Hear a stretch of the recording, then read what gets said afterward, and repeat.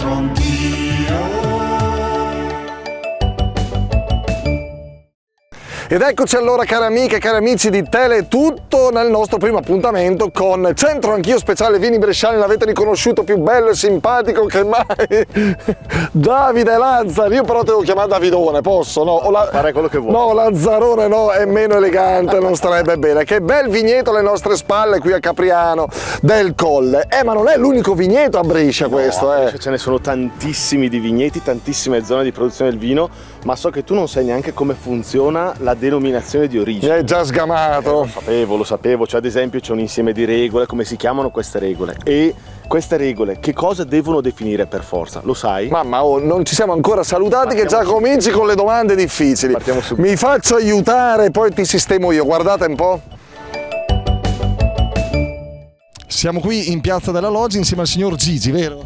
Signor Gigi, lei è bresciano? Sì, sono bresciano, sì. Ah, benissimo. E di cosa si occupa, possiamo saperlo? Attualmente sono pensionato, quindi non mi occupo. Prima ero agente di commercio. Che Dio la benedica. E se ne intende di vini, li consuma, beve? Attivamente, ne consumo sì, un bicchiere o due al massimo, non di più. Come diciamo, con moderazione. Con moderazione. Allora, senta signor Gigi, vediamo quanto ne sa di vini bresciani. Questa è la nostra rubrica. Il mio amico Davidone mi manda in giro e ci sono queste domandine. Allora, attenzione.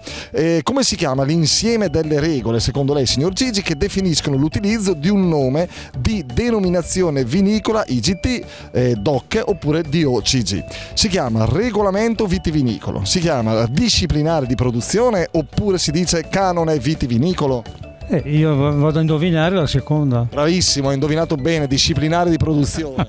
Poi quest'altra, cosa definisce sempre un disciplinare di produzione di vino IGT, DOC o DOCG? Allora, lo definisce la provenienza delle uve utilizzate, la qualità minima di un vino, l'invecchiamento di un vino oppure di berne tanto, ma ovviamente sempre con moderazione. Siamo la provenienza per me. La provenienza delle uve utilizzate, Amplane, ha fatto il botto signor Gigi, tutto giusto, grazie. Di nuovo. A lei, buon pomeriggio. Buona serata.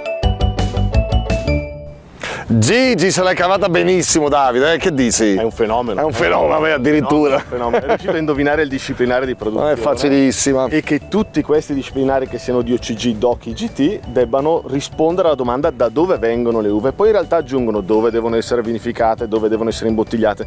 Tutta roba di burocrazia di cantina, ma solo per riuscire a definire da dove viene un vino e di che zona è tradizionale. La filosofia del vino, come l'uomo, no? Da dove veniamo, dove andiamo, la stessa cosa la produzione. Però del fate vino. avere la certezza della provenienza di un vino grazie a un disciplinare di produzione. Vedi, state prendendo appunti, che queste sono piccole lezioni, ti daranno anche una laurea honoris causa. Sui disciplinari di produzione che non esiste, ma si può fare. Beh ragazzi, esperto. Esplorarli in queste puntate, certo. E scoprire magari con quali prodotti nostri, piatti bresciani, si possono abbinare i vini stessi bresciani. Allora, in questa prima puntata, visto che abbiamo fatto un discorso generico, non ne parliamo, ma se ci seguite nei prossimi appuntamenti sicuramente vi daremo anche dei suggerimenti su quali piatti abbinare i nostri vini. Va bene Davide? Sarà molto divertente. Benissimo, allora vi salutiamo, grazie per essere stati in nostra compagnia, viva Davide Lazzari, alla prossima, ciao! Ciao a tutti! C'entro anch'io.